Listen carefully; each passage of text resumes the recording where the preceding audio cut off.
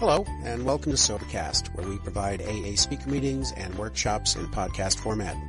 We're an ad-free podcast, and if you enjoy listening, please help us be self-supporting by visiting Sobercast.com, look for the donate link, and drop $1 or $2 into our virtual basket. We hope you enjoy the podcast. Have a great day.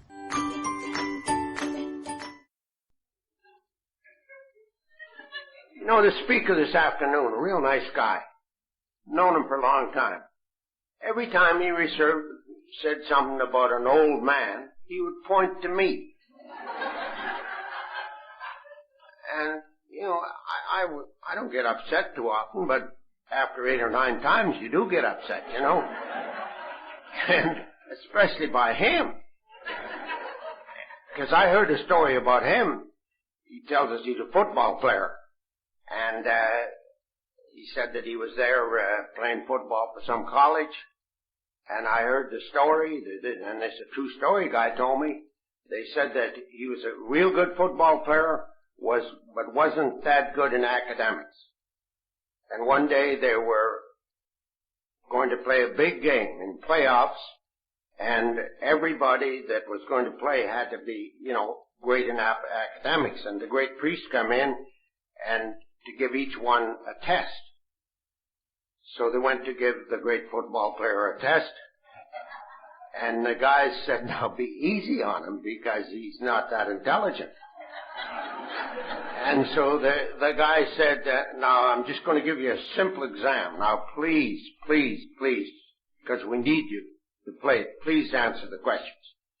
And so the guy said, there was 4 flies, but they landed right in front of us. 3 of them flew away. How many were left? And he said, none. The guy says, I'll tell you again. 4 of them came. 3 of them left. How many was left? None. So he said, why do you say that? Well, he said, if 3 flew away, the other one would follow. So there would be none. He said, you flunked math, but you passed logic. So he got on the football team. Isn't that great? You know, I've come a long ways to be here, and I hope that you'll appreciate me being here, because when I come a long ways, I feel that I should speak a little bit longer than the other speakers. But I didn't expect Santa Claus to have all those raffles. Whoops.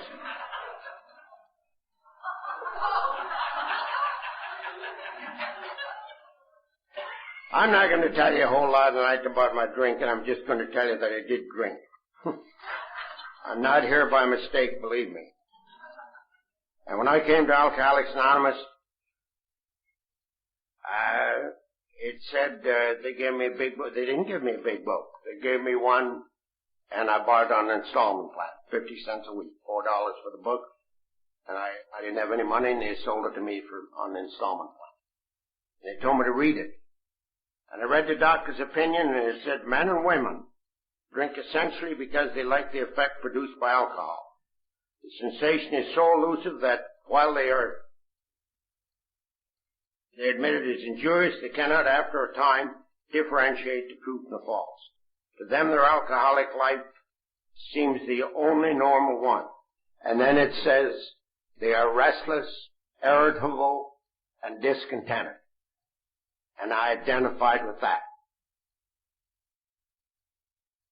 When I was 16 years old, I became restless, irritable, and discontented.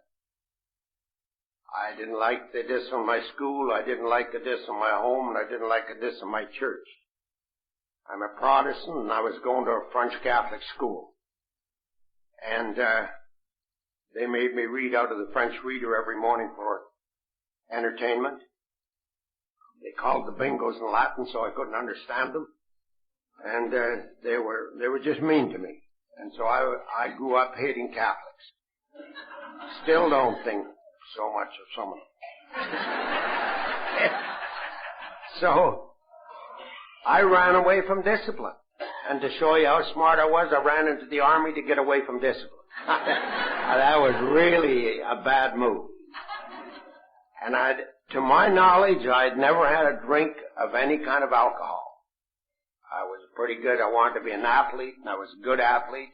And they told me not to drink, not to smoke, and I didn't do it. But that night I got my big uniform on, and I went downtown with the rest of the men, and we went into the beer parlor. And I had my first beer. And great things started to happen to me. All of a sudden I was a great conversationalist. All of a sudden somebody said something I didn't like, and I got muscles. And then we went dancing. And oh my God, you should have seen me. I was Canada's own Fred Astaire. For the benefit of young people, he was a good dancer. Then I took a girl home. And Clark Gable and Charles Boyer, they were great lovers of those days, and I was both of them combined. But the next morning I woke up in that Armories, and I was that scared little boy that had come in the day before to join the Army. But every night I could be what I wanted to be. I'd go to the beer parlor with the men. And I thought, boy, this is really living. I did well in the Army. I became an instructor shortly after I got in. And I did well. I went in, that was 1940, and I got kicked out in 41. And I went back home, and I got a job at an aircraft factory, and building airplanes, and I did really well on that job. I got a job where I was supervising some guys, but all of a sudden I got too much responsibility, and once again I became restless, irritable, discontented. And I ran once again, and I ran back into the Army, and told them I'd never been in before, and got into the Army, and this time I was a genius. I got recommended for my commission. I'd love to stand here and tell you I was an officer in the Canadian Army, but I got kicked out when I was 18. And I went back home. I got a job in a newspaper, selling advertising. Did real well in the job, but once again got a little bit of responsibility. And I became restless, irritable, discontented again, and I ran once again. And I ran into the Navy. And they recognized my talents, and they sent me away to be an officer, for officers training. I'd love to stand here and tell you I was an officer in the Canadian Navy. I got kicked out of officers training. It seems that an officer didn't appreciate me telling him what he'd do with his ship. And I have been at the West Coast and East Coast, and I see some of those big ships, and really it's a physical impossibility to do with that ship what I told him to do with it. I did a lot of sports when I was in the Navy, and I was really good. I got married to a beautiful little girl when I was 19 years old. I'm still married to her. I know that's not popular today, but I'm still married to her. It's not my fault, mind you.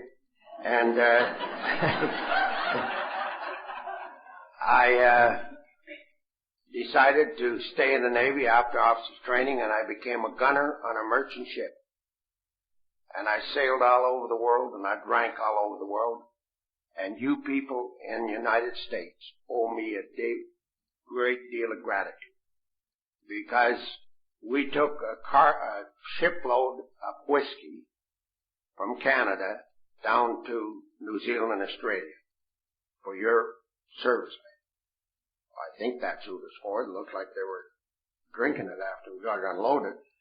But we didn't get it all unloaded, incidentally. As a matter of fact, all of it didn't get there.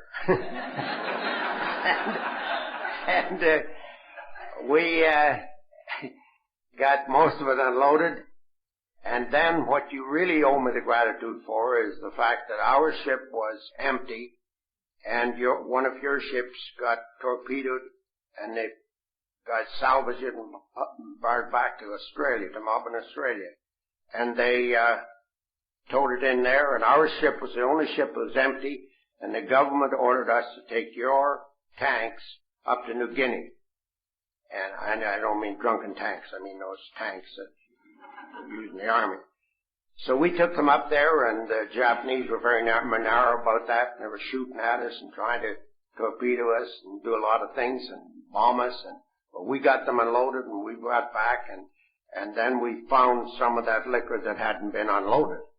And we got celebrating, and our own aircraft came out to meet us from Australia to escort us back into town, or to Australia.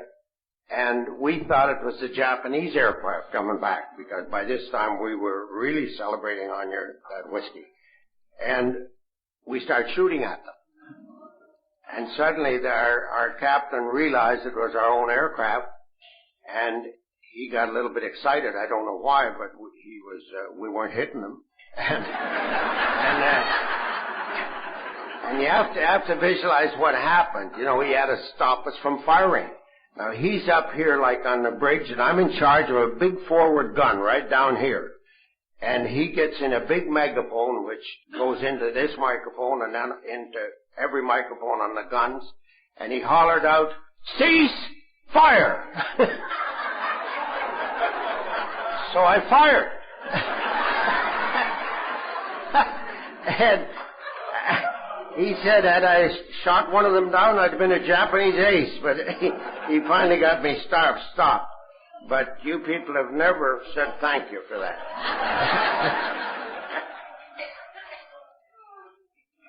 And I got back into civilian life, discharged. This time we had a little daughter, and she was really a sweet little gal. She still is. And I had never been in married life. I just got married, got my wife pregnant, and left, and I'd never lived a married life. And I came back home, and I thought what you did in the evenings when you finished, you did the same as when your ship docked, you went ashore, and you went to the beer parlor somewhere. And she was a little narrow about that, but she put up with it for a while. But while I was in the service, I learned how to gamble. Not only that, I learned how to cheat gamble. And I got back home, and I was getting into the odd poker game, but not a whole bunch. But one night I went to a stag for our hockey club. We were raising money for the hockey club, and they asked me to look after the bar. And I was looking after the bar, and everybody's playing poker, and finally there wasn't much business at the bar because everybody would just come up and get stuff for the people who were playing poker, and they were drinking it. And I was watching one particular game that was right down there, and there's just a bunch of rubes playing there, and I thought, golly, if somebody gets up from there and leaves, I'm going to just quit this job and go down there and play poker. And that's what I did. I went down and I got playing poker and won a few hands, but I got caught cheating. I guess it's okay to cheat, but don't get caught by the guy that caught me. He weighed 275 pounds. He was an ex-commando in the Canadian Army, and he and I had a fight. Or I should say he had a fight. He hit me and I hit the cement floor, and I got up and he hit me and I hit the cement floor. We did that a whole bunch of times. And finally I stayed down because I couldn't get up. I guess that makes sense, doesn't it? And they took me to the hospital. And I went to the hospital, and they took me to a Catholic hospital. I didn't tell them that I was Protestant. They just took me to a Catholic hospital, and this was before Medicare in Canada. And I'd lost my money in the poker game, so I had to give them a bad check I had to have a private room. I get this private room with a bad check, and I'm in there, and you know, I thought I had a lot of friends, but I guess they didn't know where I was because nobody came to see me. My wife and family, and none of them came to see me. And I'm there for 4 days, and finally the doctor sat down and had a chat with me. And he said, "Cease, I've done everything I can do for you. I built you up physically, and now the rest is up to you." And I said, "Well, what do you mean by the rest?" And he said, "Well, I was in the service with you, and you should have had your commission. You didn't. You fouled it up." And he said, "You drank too much. You haven't improved since you got home. As a matter of fact, you're worse." And he said, "I think you're an alcoholic." I said, "An alcoholic?" He said, yes. And I said, well, what'll I do? And he said, I would suggest that you join Alcoholics Anonymous. I was 27 years old. And that really wasn't popular back then, getting AA at 27 years old. And he just walked out the door and left me there. All day long, a couple of nurses come in, did some things, my food came in and stuff. And I lay there and thought about it. And I didn't know what to do. But that night, a couple of guys came to see me, uninvited. Just walked in.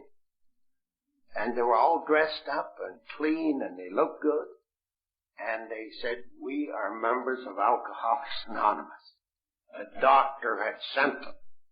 I didn't ask them to come. They just came. And they really impressed me. They impressed me because I knew both of them. One is the sloppiest drunk in all of Canada, and he was dressed up, and he was looking good, and he was, looked real great. The other one was a fellow I'd been in the service with, and he'd gone to another city when he came back from the army, and he hit a taxi driver on the head, and he got 5 years in the penitentiary, and he found Alcoholics Anonymous in the penitentiary. And he too looked good. And they didn't talk about me, they talked about them. They told me what had happened to them. And they really impressed me. And I think that's so important, They didn't talk down to me. I'm laying there in the bed, and then they said they were going to have an emergency meeting the next morning. In those days, if they got a live one, they had an emergency meeting. And they said, will you come? And I thought, well, nobody else has come to see me. I better hang on to these guys. So I said I would go. But I had a little trouble with this little Catholic nun. I don't imagine there's any other kind of a nun. I imagine she shouldn't say she's Catholic. But she wanted some money for this check. So the next morning I had to phone somebody, get some money, and I phoned my bootlegger, who was a taxi driver. And he came, and he didn't know he was going to have to lend me some money to bail me out of hospital. But I told him my problem, and I told him I'd get him some money, which I did, and he drove me to this meeting. And there were 15 people in Alcoholics Anonymous at that time, and they all came. In those days, they all came if they got a live one. And I knew every one of them, and I had drank with every one of them. I come from a town at that time, it was about 25,000. It's about 40,000 now. And I liked what they said, and I really liked them. And then they said, well, there's a meeting tonight, and we'll take you home. I said, no, I'd go home by myself. You see, I'd been away a couple of times, maybe more than that, sometimes for 3 or 4 days. And Babe was always very narrow about that. And if some guys came home with me, she shooed them out. And I thought, my golly, if these guys take me home and she gets rid of them, who am I going to have, But fortunately, there was no Al-Anon at that time. That's not what was fortunate. There was no Al-Anon. There was no Al-Anon in our town, but some of the ladies used to go to mixed meetings, and they'd been up to see Babe to tell her what I was going to try to do. And I walked in the door, and she hugged me, and she kissed me, and she said, I think everything's going to be okay, hon. My God, if nothing else, I stayed in AA for that day, because she changed already. I thought this is a good deal, and she was friendly to my friends, and that was real nice. And that night we went to our first AA meeting. It was a mixed meeting on a Saturday night, just like this. And we walked in, and then when we walked in, we're both 27 years old. Those people that we'd seen that I'd seen in the morning, had got a little older. And then they had a social. And they played Pin the Tail on the Donkey on a Saturday night. And this really wasn't my idea of a Saturday night, Pin the Tail on the Donkey. But I noticed Babe's having a great time. And then they had a meeting. And a guy stood up and he said he'd been sober for a year. And I knew him, and I thought, liar. What you do is you traveling man, I know you go out on the road and drink all week and come in and tell these donkeys you're sober. I had them all figured out. After the meeting, a little guy by the name of Bobby took me into another room with another guy, and he said, Cecil, well, you're going to have to get a sponsor. And I said, what's a sponsor? He said, he's somebody to look after you. And I saw a guy sitting there that I had drank with, and he was dressed up, and he was looking good. And I thought, well, I'll ask Elmer. So I went to Elmer, and I said, Elmer, they say I have to get a sponsor. Will you be my sponsor?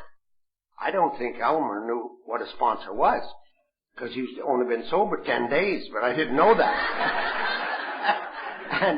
and Elmer became my sponsor. Elmer's still my sponsor. And what a deal, you know. And then they told me that I had to buy that book, and I told them I didn't have any money, and they said, well, what can you afford a week? And they said, can you afford 50 cents a week? And I said, yes, I could. And so I bought the book at 50 cents a week. And then they told me that there was going to be a meeting twice a week, and that I had to be there. And Elmer had to promise them that he would make sure I was there. And by this time, I'm thinking it's okay, but golly, you know, do I really need this Alcoholics Anonymous stuff?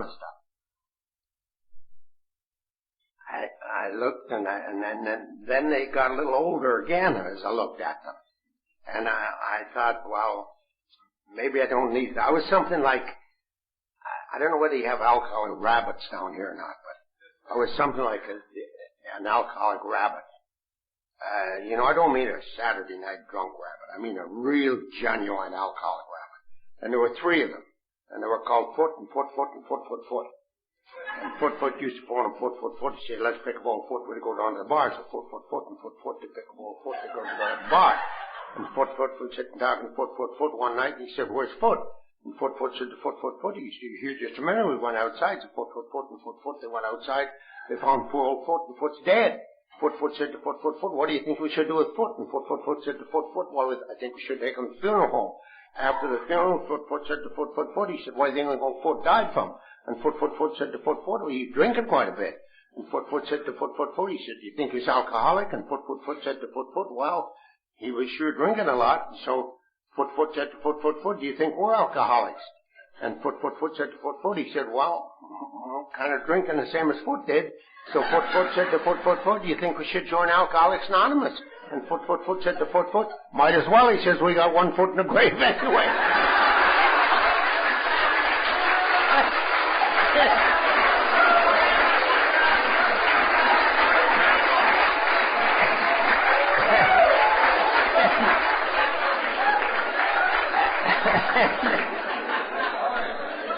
And that's what I thought about Alcoholics Anonymous. That you had to have 1 foot in the grave. And what I started to do, what they told us to do, and once a week they had a mixed meeting where the ladies came and the wives came, and that was a good meeting. But in those days they talked about how much they drank, and some of them lied. I know. God Almighty, they told some awful stories. One guy, I remember, his name was Ed, and he said Mandy sent him out to get some meat. He didn't come back for 4 years. And all Mandy said is, where's the meat? And, you know, I didn't believe that story. But there was a lot of stories like that. And Elmer used to come over, and Babe and Gertie they would play cards, and Elmer and I would read this big book. And we said, there's got to be more to this AA than just talking about drinking. And so then we were really, really fortunate. A guy came to our town by the name of Ernie. And Ernie was from another town, and, you know, when someone moves to your town, he was in Alcoholics Anonymous, and, you know, if you move 40 miles away, you're a genius, you know.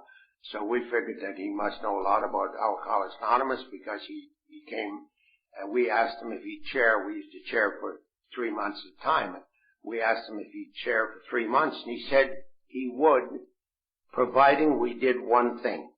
And we said, what's that? And he said, well, I want us to go through the steps in sequence. And I want us not to just study the steps. I want us to do the steps.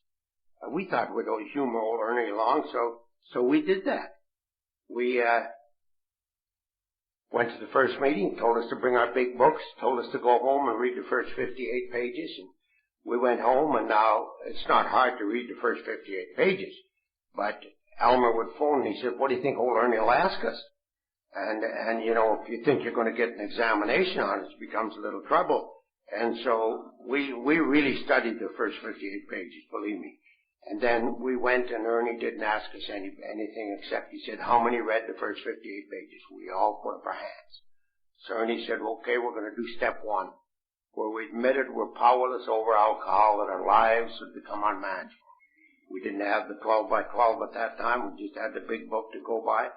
And we read all the things that, you know, was talking about step 1. And he made us promise that we all said that we were powerless over alcohol, that our lives would become unmanageable. We all, everybody did it. And so went away and said, keep studying the big book, looking at it, reading it. And he said, next week we'll take step 2. And, you know, it doesn't sound, you know, too great to do that, but when you start doing it, it starts, you know, where it says that can't believe that a power greater than ourselves could restore us to sanity. And in those days, they didn't have treatment centers. You'd go to mental hospital. They'd send drunks to mental hospitals. And I thought, restore you to sanity. Well, I hadn't been in a mental hospital, and I said to Ernie, look, I've never been in those mental hospitals. How can I come back from somewhere I haven't been? He said, Cease, it means negative thinking, and you are a negative thinker. And I said, well, I guess maybe I am. I don't know. But you see, in those days, I don't know whether you do this in the United States or not, but people would sit around trying to help somebody that wasn't there. You know, some of you did that. And they'd say things like, I heard. They say, everybody says, have you heard? Did you hear? Isn't it awful? People say, did you ever? Somebody said, would you think? Don't say I told you. Oh, I think it's terrible. That's called the shady dozen.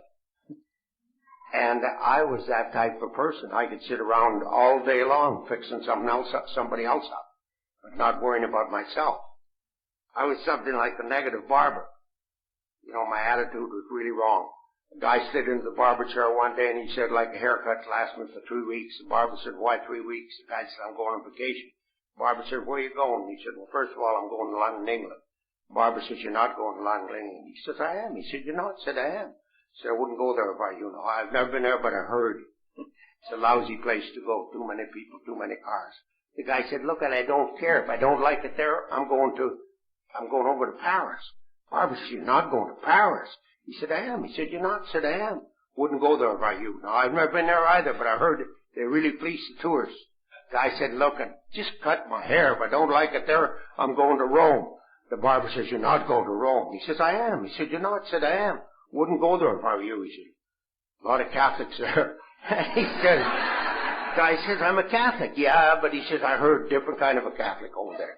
3 weeks later, the guy come back, slid in the barber chair. The barber says, how was your trip? He said, it was good. He said, it wasn't. He said, it was. He said, you didn't go to London. He said, I did. He says, you did. He said, I did. Love to stay there longer. We want to get on to Paris. He says, you didn't go to Paris. He said, I did. He said, you didn't. He said, I did. Love to stay there longer. We want to go to Rome. He says, you didn't go to Rome. And he said, I did. He says, you didn't. He said, I did. As a matter of fact, he says, you'll never believe what happened to me.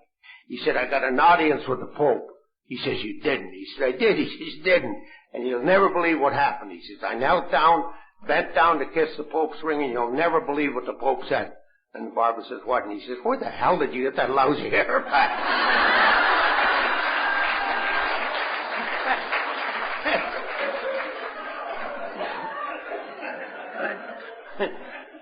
And I was that kind of a guy. I was negative, and I know none of you people even identify with that, but that's the way I was. I was really a negative thinker, and you know, I would always try to think of the negative thing instead of the positive.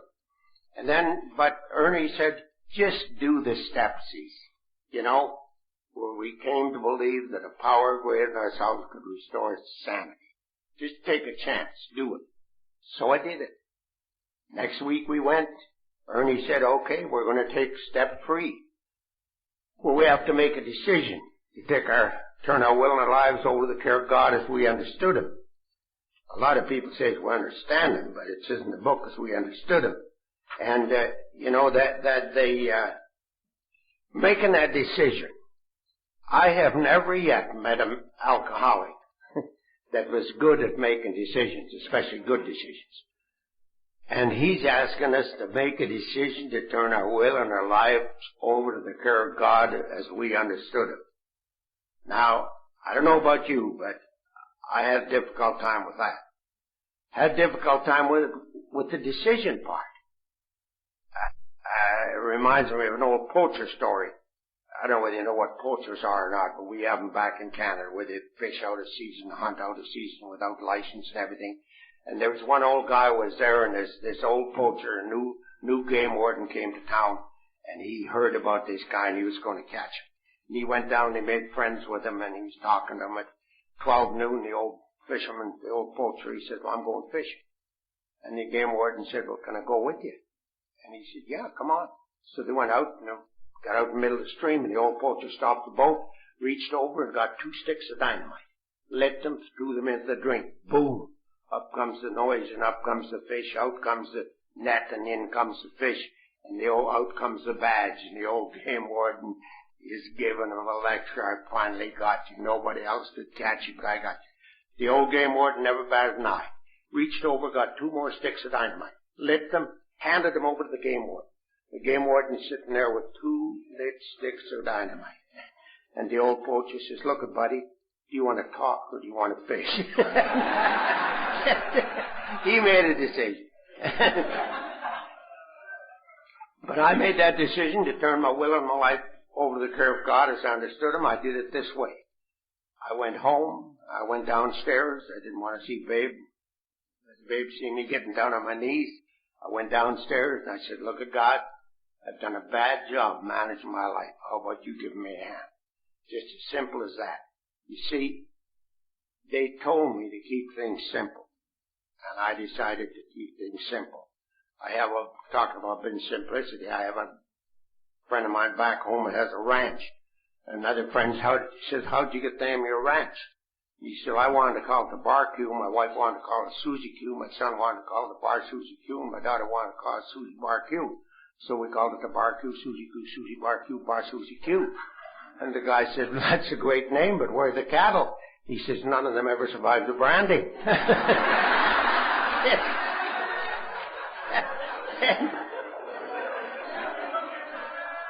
That will probably happen to us if we don't simplify things. So I made it real simple. And by golly, things started to happen to me. First of all, I found myself saying a little prayer in the morning as they'd asked me to do to stay sober. And I found myself feeling a little bit better. I found myself not being concerned about drinking. I found myself feeling better physically. Our home life Babe had changed a whole lot.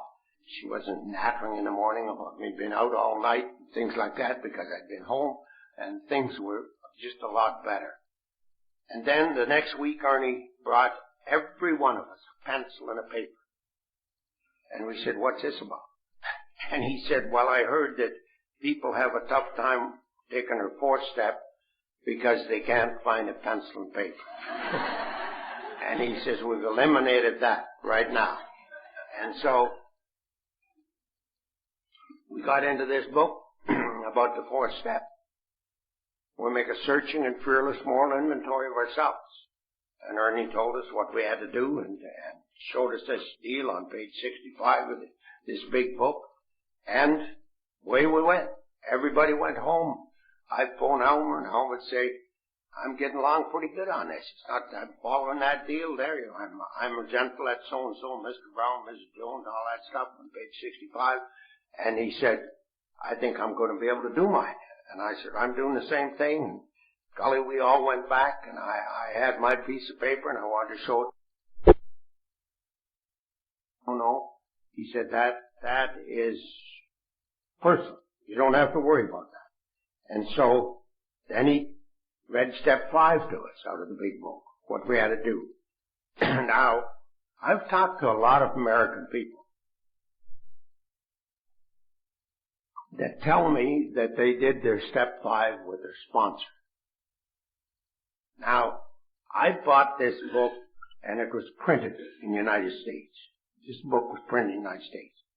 And I bought it, and on page 74 of this big book, it tells us about the 5th step, where we admitted to God, to ourselves, and to another human being the exact nature of our wrongs. And this is what it says. Rightly and naturally we think well before choosing the person or persons with whom to take this intimate and confidential step. Those of us belonging to a religious denomination, which requires confession must, I imagine that's Catholics, and of course they will want to go to the properly appointed authority whose duty it is to receive it. Though we have no religious connection, we may still do well to talk with someone ordained by an established religion.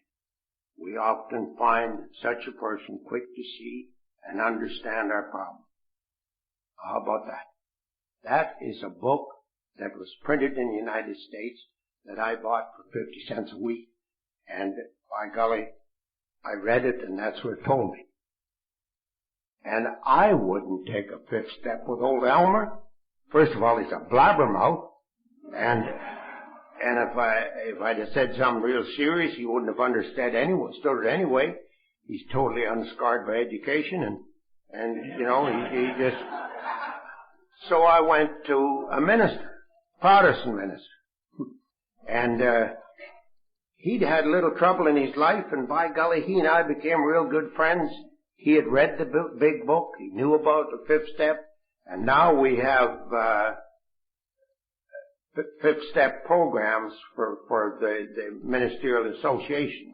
It doesn't matter what denomination, and we tell them we explain step 4 and step 5 to them. And everybody now, I believe everybody in our town goes to a man of the cloth. And I think that's right because I read it in a book that I bought that was printed here. And I think the Americans are pretty smart people. And that's why I do that, you know. But then I find Americans telling me that they don't do that way. So you confuse me.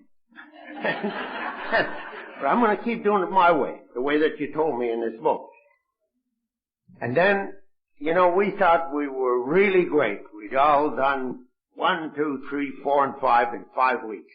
And we're really, Elmer's bragging to me, I'm bragging to him, we're phoning each other. And we go, and the next week Ernie said, well, everybody do their step 5, everybody up with their hand. And Ernie said, well, I'm going to tell you something. You haven't done anything yet. And we said, what do you mean? Well, he says, now are you ready to get well?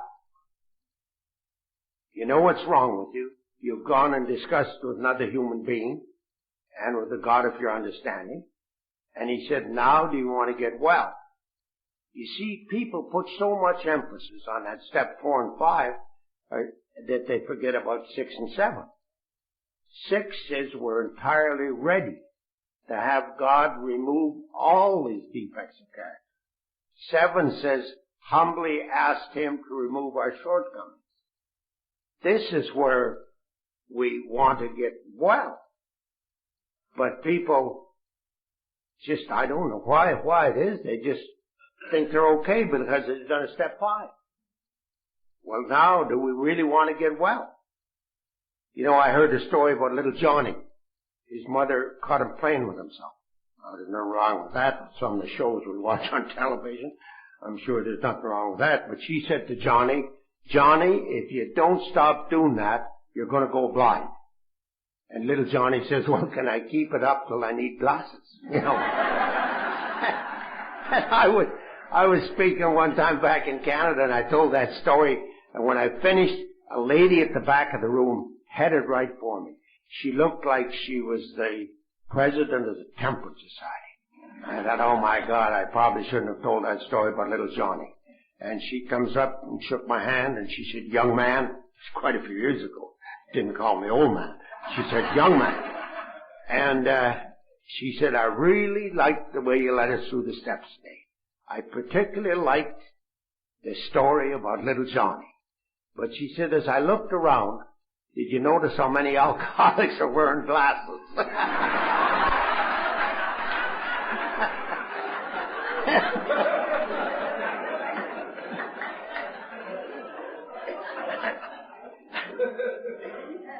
But when it said humbly, asked him, Ernie said, how many are getting down on their knees? I was having a difficult time to get down on my knees. And I heard a guy from Chicago talk. His name was Shy Walker. Now gone, I can break his anonymity. And Shy told a story about how he had a difficult time to get on his knees. And he said he was working in construction work. And one night he went home and he was wearing high-top boots. And he kicked his boots underneath the bed. And he said in the morning he'd get down on his knees to get his boots. And he thought, by golly, I'm going to say a few words while I'm down here. So he did. Every night he'd boot his boots under the bed so that the next morning he'd have to get down on his knees to get them and he'd say a few words. I don't know whether it works with high-top boots because I haven't got any. But I do know that it works with ordinary Oxfords because I tried it. And I tried it and I started to get down on my knees. And, to humbly ask him to remove our shortcomings. Now that word humbly, a lot of people say, I humbled myself when I came to Alcoholics Anonymous. We humiliated ourselves. We didn't humble ourselves. We knew nothing about humility, believe me. And at least in Canada they don't when they first come.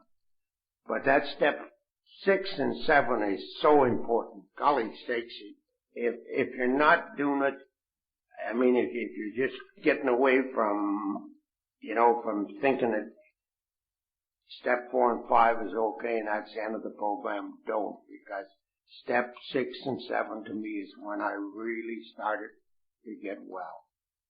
And it's a tremendous feeling. You start getting rid of those defects of character. The ones that you don't even know that you have, God reminds you that you've got them. And you try to get rid of them. And you become a different human being. You're going to know a new freedom and a new happiness. It tells you that in the book. And it's the book that I got from the United States, remember? And we went by it, and it worked. And so, then it told us, Ernie come back, and he says, asked us, what have we done? We've done steps in 6 and 7, and we had great things to say about it, because every one of us was looking better, we were feeling better. The entire group were getting to know something about Alcoholics Anonymous. The trouble is with Alcoholics Anonymous worldwide is a lot of people don't know what they belong to because they've never read the book. They have never done the steps. I belong to a group called We Do the Step Group. Believe me, we do the step group. When they come in that group, they do the steps. We have a step program that goes every 14 weeks. And we put the ones, doesn't matter whether it's 1, 2, 3, 4, doesn't matter what, we put them through and we have the meeting before the meeting and a Thursday night, and everybody in our group, except the ones that are going through the steps, have done the steps in sequence, right through to step 12. And it's a tremendous thing. It is just a tremendous thing, believe me. And I just hope that people will, think about that, because there's a brand new member here tonight, and I hope that he gets a sponsor, and I hope that somebody takes him through the steps and helps him, sponsors him properly, because if you don't, there's, what are you going to do? There's just so many people coming to Alcoholics Anonymous and not staying. Why are they not staying? Because they have never got a hold of that feeling. That's why they're not staying. If they get that feeling, they're going to stay. So that's up to us. If there's nothing else that I ever do, believe me, I go to the step meeting. All I have to do today with the step meeting is show up. I've got 3 other guys, or 2 guys and a gal doing it, and all I got to do is show up and sit there, and they know that I've been sober for a while, and I don't wave the wand or anything, but they know that I know that they've got to do something. And so I just hope that everybody, whether you're an Al-Anon, Al-Ateen, Al-Athot, Alcoholics Anonymous, whatever you're in, I hope that you do the steps in sequence. Step 8 told us we had to make another list of all the people we'd harmed and become willing to make amends to them all. I said to Ernie, I did that in step 4. Ernie said, knowing you, Corvo, you probably hurt somebody between step 4 and step 8. Just go home and make the list. And that's what I did. I went home and I made the list, and he was right. I had hurt some people, believe me. And I made the list, and then the next week he told us what to do with the list. And that was to go out and make those amends. I have a little guy that I sponsor. His name is Jimmy. A little great guy in Alcoholics Anonymous. And Jimmy, I would say that Jimmy has done the best step 9 of anybody in the world. He took time off work just to do step 9. And he did every amend. He'd come in and he said, Cecil, I made an appointment with this guy. I made an appointment with this one. And several ladies he had to make appointment with. And he did a step 9 of what it's supposed to be done. Except one amend. And that was to his father. And he went several times to make amends to his father, and somebody was there. He couldn't get him alone. And one night, Jimmy went, and he thought, tonight, I don't care what happens, I'm going to make amends to my father. His father was a farmer, or they owned a farm, and they were living in the city. And his father said to him, Jim, tomorrow, what say you and I go out to the farm? And Jim thought, gee whiz, I'm going to be with him all day long. I'll make my amends. Jim went to the show. Half hour after he'd been in the show, he got a phone call. Dad had died of a heart attack. And Jim hadn't made amends to him. I was his sponsor, and I said, well, Jim, you know, after the funeral, there was a pastor there that really understood Alcoholics Anonymous. I said, let's go and talk to the pastor. And we went up there and told him Jim's problem. And the pastor took Jim out to the graveyard. And he knelt down, and the pastor told him what to say. And he made his amends. Don't let that happen to you. All you have to do is make it right now. You know, just go and make them. And when I made my amends, believe me, I became really a free man in our city. Prior to my amends, walking down the main drag of our city, I would be on this side. I would see someone coming that I couldn't meet. I'd have to go to that side. Then I'd see somebody coming from both ways on both sides, and I'd have to duck into a store. Sometimes I'd have to go to a back alley. And sometimes I'd meet somebody back there that I needed to make amends to. And so I made the amends, and believe me, I can walk down any street in the world. And I'm not worried, because I've made my amends. But then it says, in step 10, continue to take personal inventory. And when we're wrong, promptly admit it. And I can really talk about that step. For you see, after I'd been in Alcoholics Anonymous just a little while, I got a big job. I got a big job managing a big fur department of a store. Pretty soon I got to be manager of the store and looking after the furs for 5 stores. And I was big. Driving the big car, going on expense trips and buying trips, going to the penitentiary every Tuesday night to talk to the inmates, and with an attitude something like this. These guys are really lucky that the great one comes out here every Tuesday, you know. And that was the way my thinking went. Because I wasn't taking a step 10, where it says, continue to take personal inventory. And when we're wrong, promptly admit it. I was never wrong. I mean, I was managing had 32 ladies working for me in the store. The other stores, you know, when I went in, I was big and man, oh man, and I even had some loud jackets.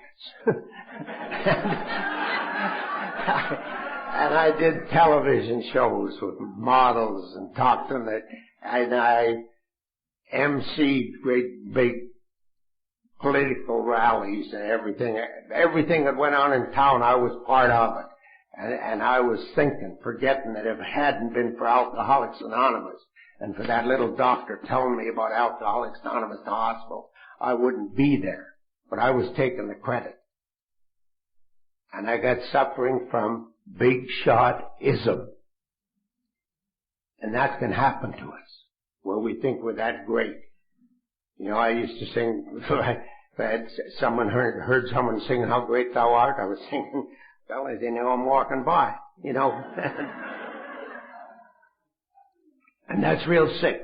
It's real sick. But all of a sudden, I got called into the boss's office one day. And he didn't like the way that I was acting. And he said he gave me 6 months to change. But I was so great, because I'd been offered other jobs, I went up on the main floor, walked around for about 20 seconds and went back down. I said, I'm finished in 30 days. And he begged me not to. He said, all I want you to do is change some things you're doing. And I said, no.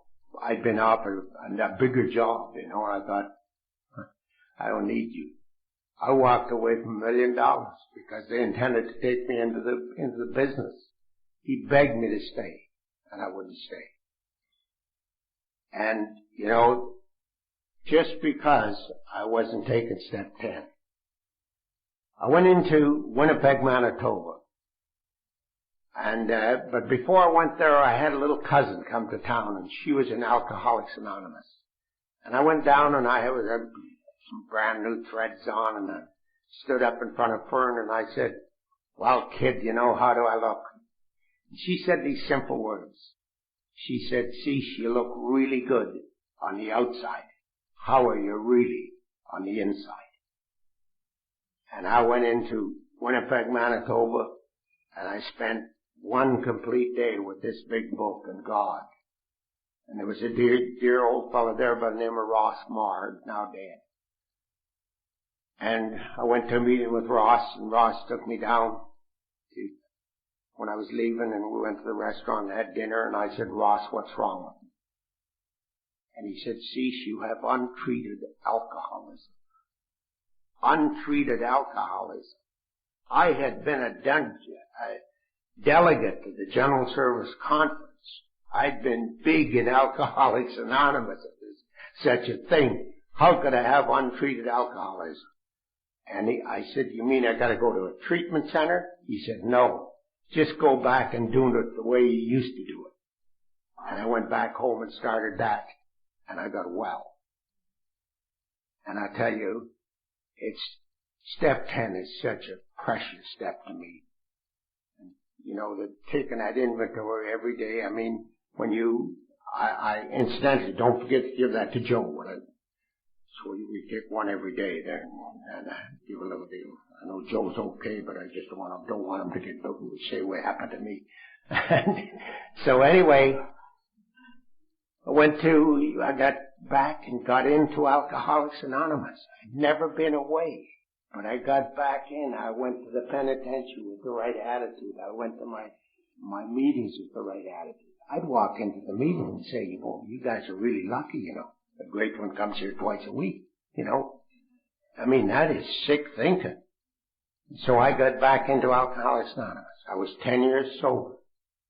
And believe me, I started working the steps pretty hard. And I haven't stopped working them pretty hard, believe me, because I never want to go through that again. And then it said, you know, about the 11th step, you know, sought through prayer and meditation, to improve our conscious contact with God as we understood Him, praying only for the knowledge of His will for us and the power to carry that out. Each and every morning, here's what I have to do I have to read page 86, 87, and 88.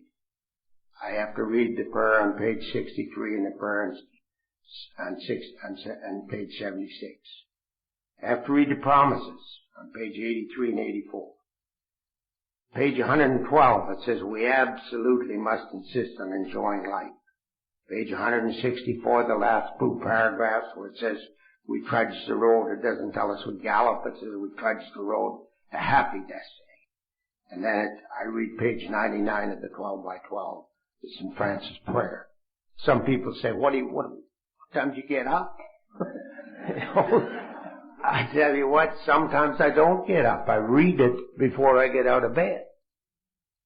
And I'll tell you, every time I would do this and say this, people would come up and say to me, what are those pages? And so I had these little cards printed up, and I just handed it to them. But that got too expensive, because I found out there was a lot of people not doing their reading in the morning. So I did a deal over in Winnipeg, Manitoba. I did a weekend for them over there. Friday night I did my story. Saturday morning I did the history of Alcoholics Anonymous. Saturday night I did the traditions, and Sunday morning I did service and sponsorship. And they phoned me and they said they wanted this on tape. And I said, well, it's okay, go ahead and put it on tape. And they said, no, we want your voice. And I'd given them, get every one of them there. And so they phoned me a little while later and they said, how's the tape coming? I said, I haven't done it yet. So finally I went to the radio station and I did it. And it's called Morning Meditations by Cease. I call it 7 Minutes with God. And if you want the tape, it's available right over there. And I would suggest that you get it, because you can get it, or you can play it while you're having breakfast, you can play it while you're going to work, and you do those 7 minutes with God, and believe me, it's a better life.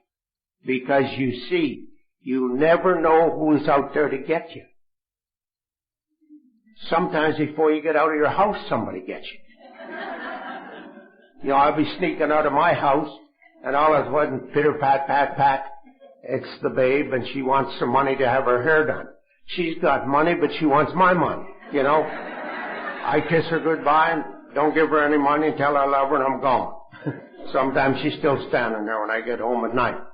But, you see, there's always going to be somebody to aggravate your disease. You know, there's just somebody that's going to aggravate your disease.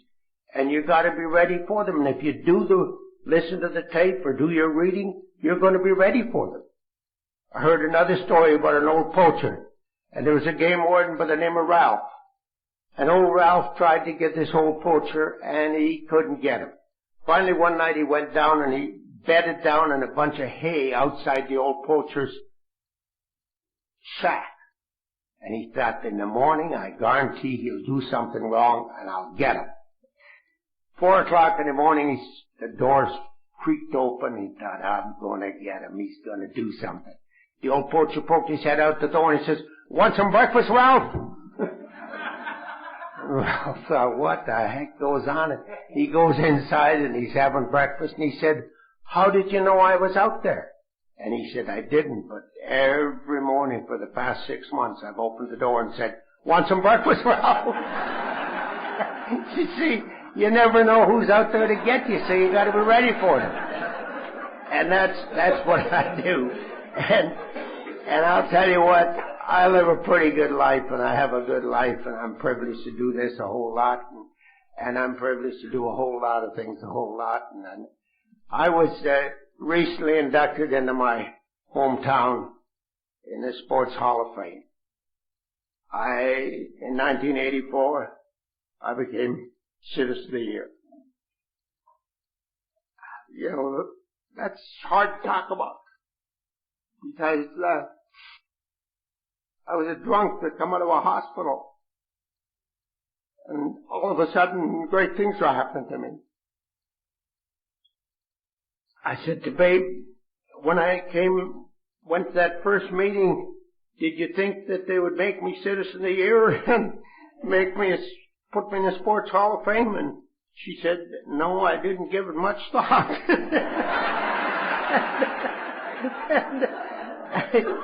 And I do promotional work for hockey teams. I do motivational work with people. And I have a little grandson who's not a little grandson. He's 19 years old. And he's going to become an American probably. He's coming to Michigan. He got a scholarship for hockey in Michigan. And I do the promotion work for their hockey team. Every hockey game I send them some promotional stuff. And they went right to the top, and been 2 years in a row, and he got this scholarship. And, you know, it's worth a lot of money to have a scholarship and education. And I went to speak to their hockey club when they were, just before the final game. And, his name is, my two daughters married Catholics.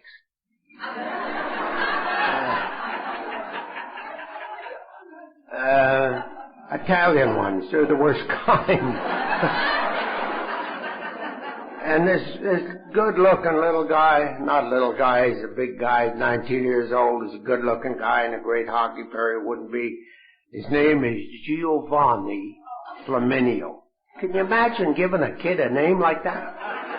But Gio, he had heard me speak one time at a deal, and when he phoned me, he calls me Cecil, and he said, Cecil, would you do that deal again about hockey? And when I finished my talk, I closed it like this. I tried to play hockey, and I'm a hockey fan. I like to go to hockey games. I just like to think maybe tonight, my manager up above is saying to me, Cecil, I'm getting up a hockey team, and I want you to be the assistant coach. Now, you're going to need a lot of help on the team, and I'm going to give it to you. There will be people whom you have come to know and are privileged to work with in your community. I'll give you 3 men in your executive. They are faith, hope, and charity. Because you're going to need a lot of help, you must use your good friends from booster clubs and fans, and if you'll use these good people, all of the stumbling blocks that have been your downfall throughout your life will gradually disappear. He went on to say, at the 2 right wings, I'm going to give you patience and tolerance. At the 2 left wings, I'm going to give you unselfishness and gratitude. For the 2 defensemen, enthusiasm and courage. For the 2 goalies, I'm going to give you honesty and humility. And at the center, I'm going to give you willingness. And it'll be necessary that you use willingness in every play. Now, I'm not only your coach, but I'm the main official. There'll be no timeouts, and my decision shall be final. So I'm going to have to give you some ice rules. These rules are the 10 Commandments, as you come to know them and understand them in your daily living. Now, the puck is your eternal soul. The goal, the gateposts to heaven. So get in there and play hockey.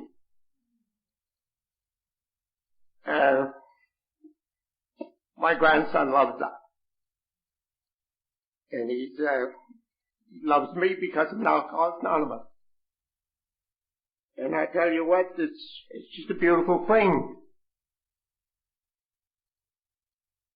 There's one thing I'm a little concerned about in Alcoholics Anonymous,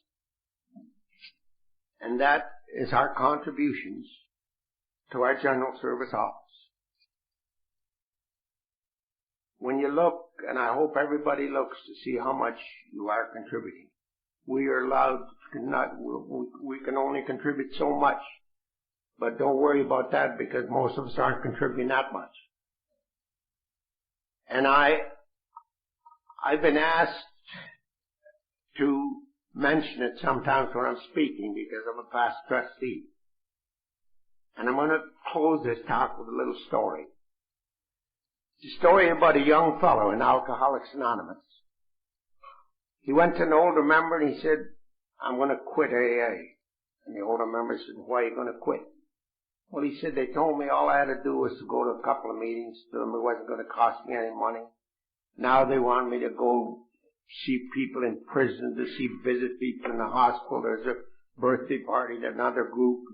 And he says they want money for this and they want money for that. And I'm getting sick and tired of it and I'm going to quit. And the old member still stood there for a little while, and then in his easy does it way, he said, you know, son, I don't blame you a bit, because your story reminds me of the story of my life. When I was a young man, just like you, my wife and I were blessed with a bouncing baby boy. Somebody told us that 3 could live as cheap as 2, but that's not so. My wife had some complications. She had to stay in the hospital. I had to hire someone to look after her. I had to take the boy home, hire someone to look after him. When she came home, every time I went downtown, I had to buy something for that kid. Then he started to walk around. He needed a tricycle. Then he got too big for the tricycle. Started to school, wanted a bicycle. Then he went into high school, and he really started to cost him money.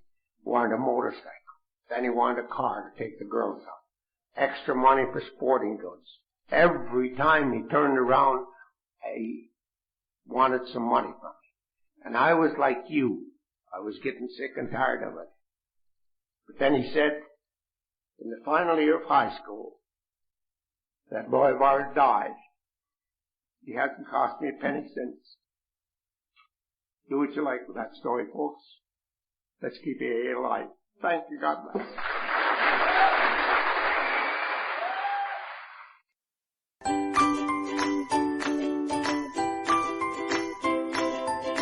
Thanks for listening. I hope you enjoyed the podcast. Sobercast is ad-free, and we'd like your help in order to keep it that way. So if you'd like to help us be self-supporting by pledging $1 or $2 a month, visit Sobercast.com and look for the donate links. Thank you very much.